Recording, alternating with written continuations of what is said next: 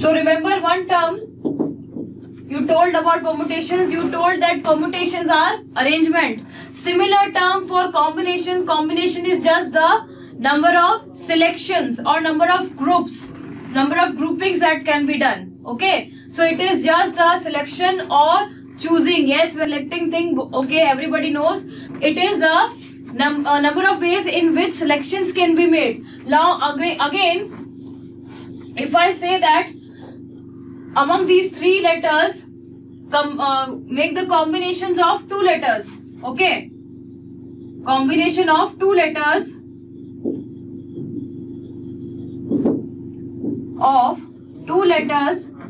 from the three letters. Now without going into the formula, just write down what will be the combination possible.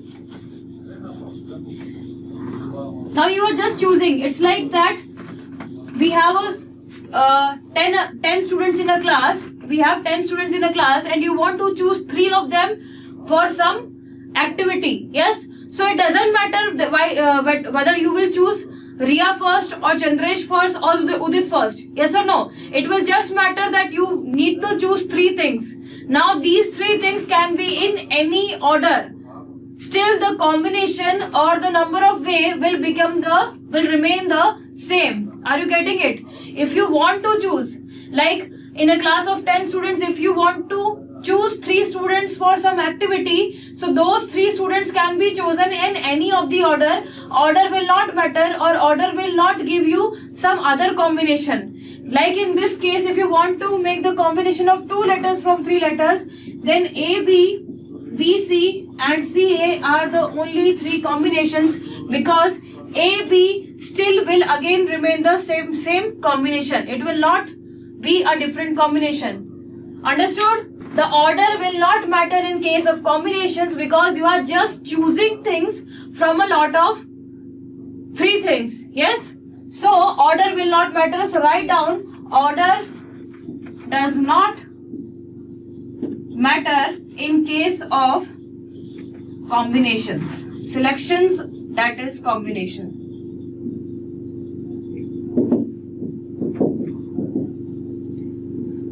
So by the way, for our point of view, means for the GATE exam, mostly combinations concept is very important. Permutations questions are asked, but you can solve them directly also without using the concept of permutation. But combination is important, so you must be able to understand combination is nothing but number of ways that in which selections can be made, and in selections you don't worry about the arrangement, orders. Okay, in which order the person occur or in which order the letter occur. Okay, order changes, then combination does not change.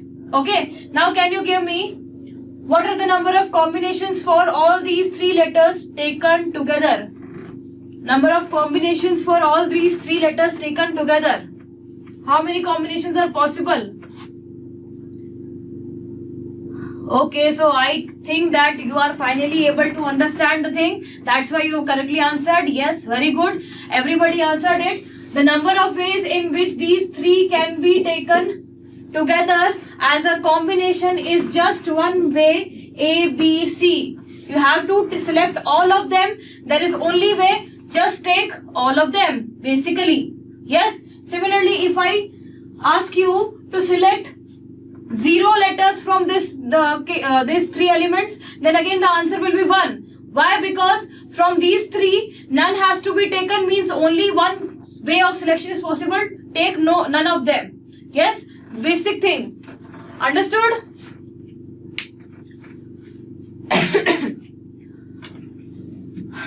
Understood? So write down the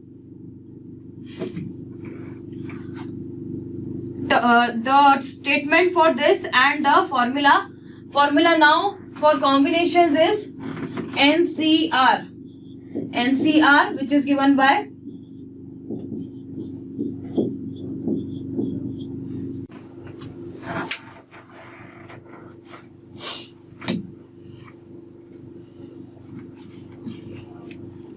Now have you seen this term before, which I am marking with blue? What is this term? What is this term? Reply. Have you seen it somewhere?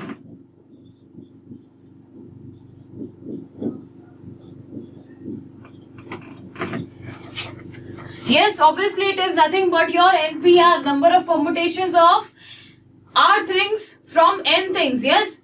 And if you divide the number of permutations by R factorial, then you will get NCR, means number of combinations. And yes, obviously it needs to be true. Why? Because in permutation we have counted BA and AB as two permutations. But while combining them or while counting the combinations, we have just counted as one, because the arrangement of these two things among themselves does not matter. Yes? So what I am saying is, if you want to arrange R things, or if you want to combine R things from the N things, then their arrangement among themselves, their arrangement among the one particular combination does not matter. That's why we have divided with the total number of ways in which R things can be arranged among themselves. Understood? Understood? Any doubt? Okay, what I tried to say here is that this R factorial denotes the number of ways in which a particular combination can be arranged among themselves. Like if there are A, B, C, D, so R factorial means 4 factorial is the number of ways in which A, B, C, D can be arranged among themselves. But because we don't care about the order in which the combination is made, that's why we have divided this number of permutations, total permutations divided by the number of ways in which these 4 letters can be arranged in a particular combination. That's what I have written over here. Okay, so let's come to the next. Okay, before this, we will solve one question which came in 2020 mechanical paper. Okay, so I am telling you the question. Write the question, please. Write down the question. Recent question from the 2020 GATE paper of mechanical. Write down the question. A company is hiring. Write down. A company is hiring to fill. Company is hiring to fill 4 managerial vacancies. Company is hiring to fill 4 managerial vacancies. Full stop. The candidates are 5 men. The candidates are 5 men and 3 women. 5 men and 3 women. Full stop. If every candidate is equally likely,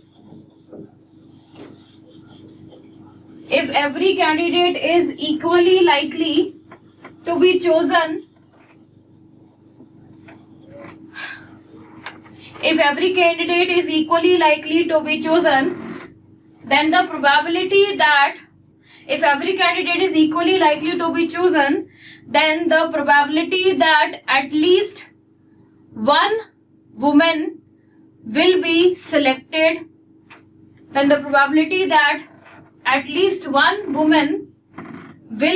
selected, is dash. One woman will be selected is dash. I am repeating the question in full again. Repeating the question. A company is hiring to fill 4 managerial vacancies. Full stop. The candidates are 5 men and 3 women. Full stop. If every candidate is equally likely to be chosen, then the probability that at least one woman will be selected is dash. So 4 positions are to be filled using a group of 5 men and 3 women. What is the probability that at least one woman is selected? What do you mean by at least? At least means that more than one woman selection is also counted in your favorable outcome. Yes?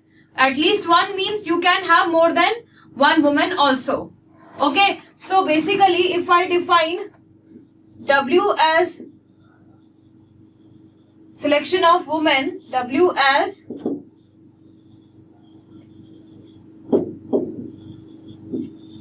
selection of women, then what do you need? You need women to be at least 1, means more than 1 can also be taken, so women should be greater than 1.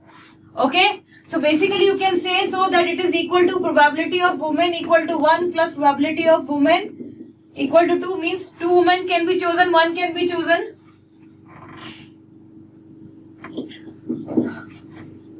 Plus probability of women as 3 plus probability of women as all 4. Now instead of calculating all these probability, we can say so that is nothing but the probability of women equal to 0, that no woman is selected, yes or no? Instead of writing in this manner, you can write this at least 1 woman to be selected can be written like this, that 1 minus the case when no woman is selected, yes or no? So it is equal to this. Now what is this probability that you need to calculate?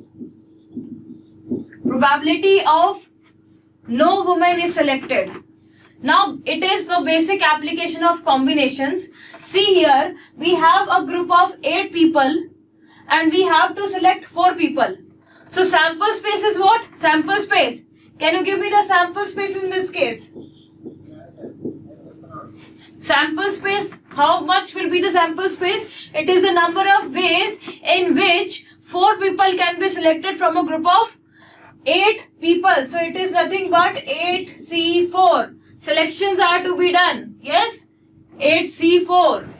Riya, very good. 13 by 14 is the answer.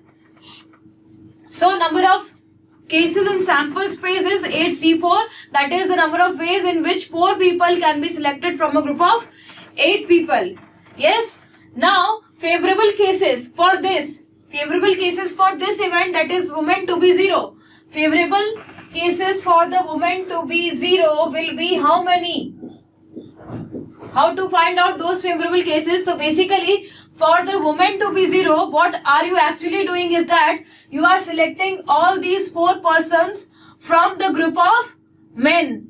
You are selecting all these 4 persons from the group of men. So basically that many ways will be your favorable cases. So favorable cases will be all the 4 persons are selected from the group of 5 men, that is 5C4. So basically your answer is 1 minus 5C4 divided by 8C4. C4, 5C4 means 5 factorial. 4 factorial divided by 1 factorial, 8 factorial divided by 4 factorial into 8 minus 4 factorial.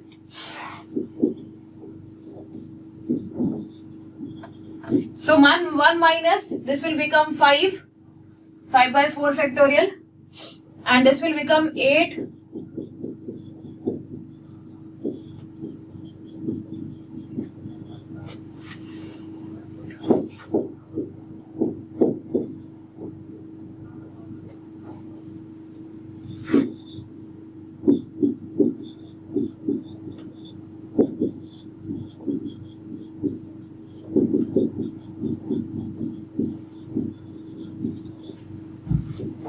Any doubt? So this is how the concept of combinations come into play in the questions of probability. This is how you will use combinations. Okay, so let's move to the next question. Now in the next question you will see how will you use permutations in your permutations in your questions of probability. Okay. So write down the question. Next question, it was asked in 2005 question, gate question. Write down, a bag contains 10 blue balls, 20 black balls and 30 red balls. 10 blue balls, 20 black balls and 30 red balls. Full stop. A ball is drawn from the bag. a ball is drawn from the bag, comma, its color recorded, and it is put back in the bag,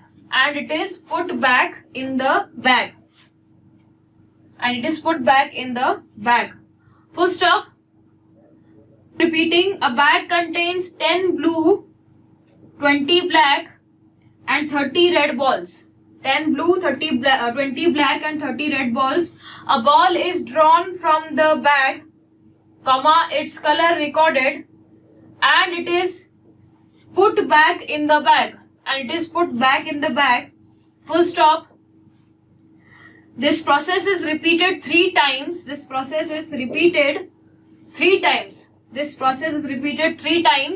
Full stop. The probability that no two of the marbles drawn have the same color is dash. The probability that no two of the balls drawn have the same color is dash. Again repeating from the starting. A bag contains 10 blue, 20 black and 30 red balls. A ball is drawn from the bag, its color recorded, and it is put back in the bag. The process is repeated 3 times. The probability that no two of the balls drawn have the same color is dash. Blue color, 10 balls with blue color, 20 balls with black color and 30 balls with red color. You are selecting one ball, okay, recording its color and then again putting it in the bag.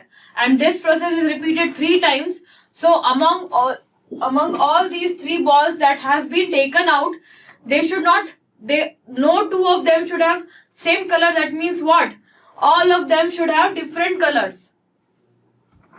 Did you understand this statement that no two should have the same color means what? All of them will be having different colors. That is what is meant in this question. So how to solve this? See, 3 balls are to be taken out one by one and again to be kept in the bag. Okay. Now no two of them having the same color implies that all of them will be having different color. So what are the possible ways in which you can get the 3 balls having different colors? So one case is that one ball is blue, second one is black and third one is red. Yes or no? This is the first case. Now all the possible arrangements of these 3 things will be the number of ways in which you can get all these 3 balls to be of different colors. Yes or no? What I am saying, all the possible number of arrangements of these 3 colors is nothing but the number of ways in which you will get all the balls having distinct color. So what will we say? Okay, what will we say? That number of ways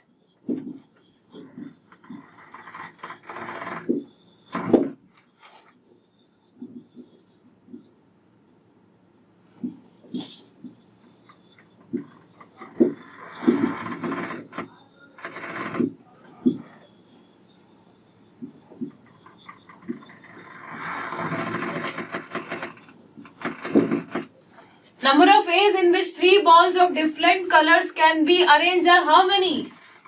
3 things to be arranged among themselves. How many these will be arrangements? We have already done this thing. It will be 3p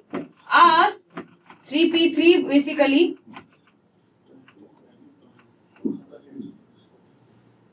3 factorial divided by n minus r factorial. So 3 minus 3, 0 factorial. What is the value of 0 factorial? 0 factorial is 1. 0 factorial is 1 because number of ways in which none of the things getting selected is only one way, that you are not selecting them at all. So one way is to find out the number of combinations of 0 things from n things. That's why 0 factorial is 1. So this is 3 factorial, that is 6. Okay. Now among all these possible 6 arrangement, the probability will remain the same. How the probability remain the same? For getting blue colored ball, the probability is 10 by 60 because 60 are the total number of balls. For getting black colored ball, the probability is 20 by 60, and for probability of getting red colored ball is 30 by 60. If you want to get all of these as together, then this is the required probability for one arrangement. If I want to know how much is the total probability for 6 arrangements, what will be the answer?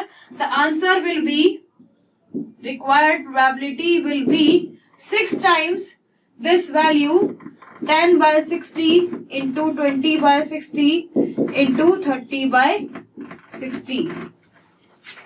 So now tell me, what is the answer? Got it? Any doubt? So why have we used arrangements or permutations here? Is because now the arrangement will matter. It will matter that if the first one is red or the first one is blue. Because if the first one is red, then you will get one of the favorable case. If the second one is red, then you will get the other one of the case, and similarly for the other cases. Okay, I'll repeat. I am saying now the order will matter because you are taking one ball out and then putting it back. If the first ball is black, if the first ball is blue, second is black, third is red, this is one of the case where all the 3 balls are of different color. Other cases will be what? When you will have this one as blue, while this one is black, this one is blue, and this one is red. This is one of the other way in which all the 3 will be having different colors. Similarly, this will be the third case.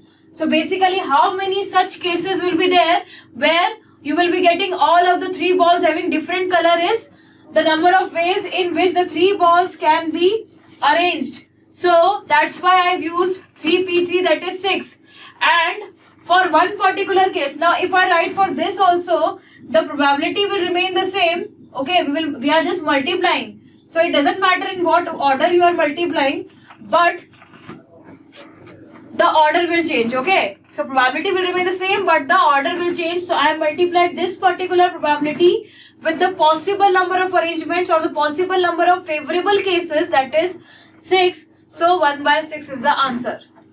Yes, if 2 events have the same probability of occurring, like if I ask about the probability of getting a head and probability of getting a tail, you know they are equal. That's why the event of getting a head and the event of getting a tail are equally likely events. Okay, so as simple as that, name suggests, if a set of events have same chance of occurring, then the events are said to be equally likely events. Okay, nothing rocket science like thing over here. Basic thing, probability is same. Okay, same does not mean the probability should be half. Okay, don't get confused that probability should be half and half. Probability can be anything, but it should be same. Okay, so third type of event, mutually exclusive event. Third type, mutually exclusive event. Mutually exclusive event. Okay, to understand this, consider one situation that you have applied for a particular job. Okay, you have applied for a particular job, and let's say 2 of you have applied for a particular job, some person A and B, and there is only one vacancy. Okay, one vacancy is there, and 2 persons A and B have applied for the job. Okay, now if I say that they are sitting in a row, and first is the person A to attend the interview, and then there is a then the B's turn will come. Okay, first A will go and then B's turn will come for the interview. Now if let's say A's interview went fantastic, if A's interview went fantastic, and if he comes out of the interview room, and if B person sees him, what will be the reaction of B? the B will become sad. Yes or no? B will become nervous, will become sad because A's interview went quite well. Now he knows that if he makes a little bit of a mistake, his chances of getting selected will become 0. Understood or not? What I am trying to say? First A went and then B's turn will come up. Okay. Now if A came out of the interview and there is a big smile on A's face, then the B's face will turn into sad because he already know that now my selection chances are very low. So what is happening over here, that if occurrence of A is high, or if selection of chances of getting selection of A is high, then B will get definitely demotivated. Yes. So what is happening? If A is occurring, B cannot occur. Similarly, if B went first for the interview and his interview went very well, then A will get sad because he knows now that my chances of getting selected has become almost 0. So whenever such is the case, that if two events are occurring, but if the occurrence of one event makes the occurrence of the other event impossible, if one is occurring, the other cannot occur anyhow, then such set of events are said to be mutually exclusive events. Okay, if one is occurring, the other cannot occur anyhow, that means those set are known as those set are known as mutually exclusive events. Understood? Understood the thing? The main thing I wanted you to understand is that if one is occurring, other cannot occur, which is here written over here, that if the occurrence of one of the events in the sample space S makes the occurrence of the other events impossible, then such events are known as mutually exclusive events. Write down the definition.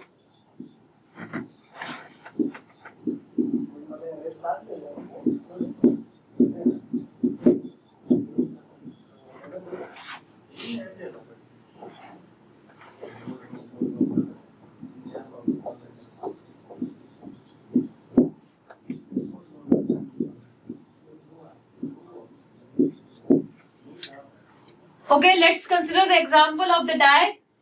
Okay, die in which there are 1 to 6 spaces. Now I have defined two events. Event A is getting even number and event B is getting odd number. You know that in this event there are three possible cases, which are 2, 4 and 6. And in this event there are three possible cases, 1, 3 and 5. Yes? Now can you tell me A and B are mutually exclusive or not? Are they mutually exclusive or not? A and B.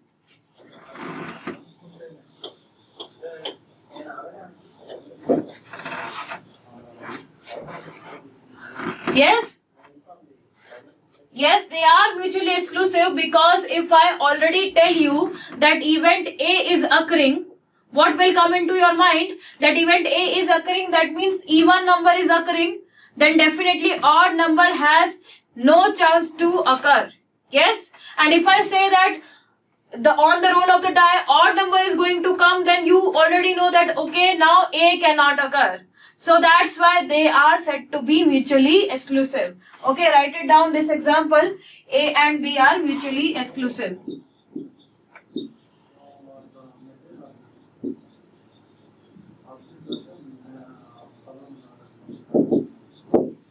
A and B are mutually exclusive.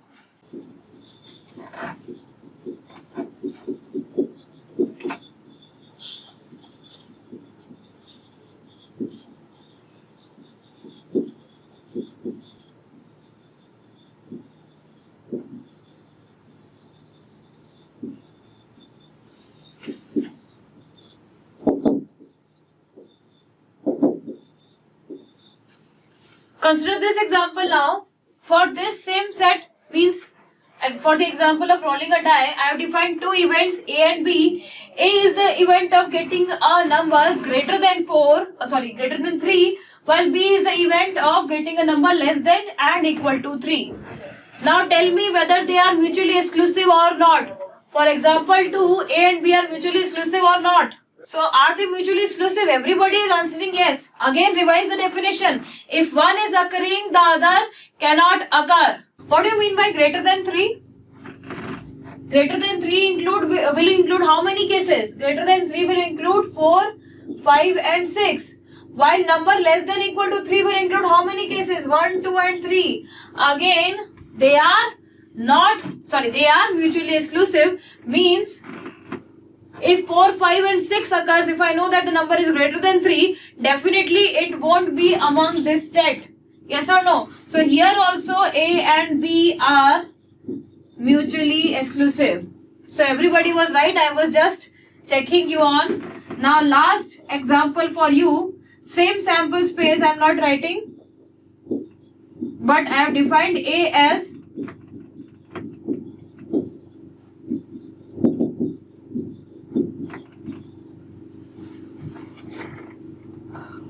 so in this case they are not mutually exclusive, because if I say that A is occurring, then either of these 4 number can occur, and if 5 occurred, then simultaneously B will also occur. Yes or no? So it does not mean that if A is occurring, then the occurrence of B is nullified. It will not occur. It is not the case. If A is occurring, that means 5 may also occur, and if 5 occurs, then simultaneously B also occurs. So that is why A and B are not mutually exclusive. Everybody understood this thing? Not mutually exclusive. Now if I draw Venn diagram regarding these two sets, where these two sets are mutually exclusive, can you tell me how the Venn diagram will look like? Do you know what is a Venn diagram? Venn diagram is a set representation. Yes, set representation where this rectangle denotes the universe, and in our case our universe will be the set of all possible outcomes, that is sample space. Yes, and in this universe there will be existing A and B. Now if A and B are mutually exclusive, then what will happen? Let's consider these two cases. For these two cases, if I draw A and B, they will not be intersecting. But if I draw for these two, where 5 is a common element, then B will be intersecting with A. In this case, A and B will be intersecting, and this intersection will denote the element 5. So what do you need? For the event to be mutually exclusive, we do not need any element as common to them, because if any element is common, then if one event occurs, the other will simultaneously occur, and we do not need that to be our events to be mutually exclusive. So in your Venn diagram, your both sets will exist individually if they are mutually exclusive. Okay, so write down, if A and B are mutually exclusive, then this is how your Venn diagram will look like. And basically no common area means no intersection, and we know that this is written like this: probability of A intersection B will be 0. Have you understood this thing?